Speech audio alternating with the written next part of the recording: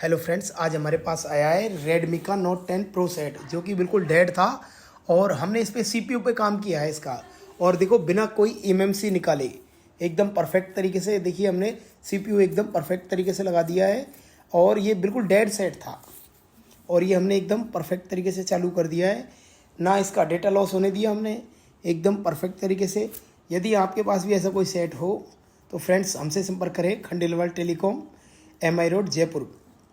आप किसी भी डेड सेट को जिसमें आपको डेटा चाहिए होता है वो सेट के लिए हमसे संपर्क कर सकते हैं। आप गणपति प्लाजा में हमारी शॉप है, खंडेलवाल टेलीकॉम के नाम से, आप विजिट कर सकते हैं।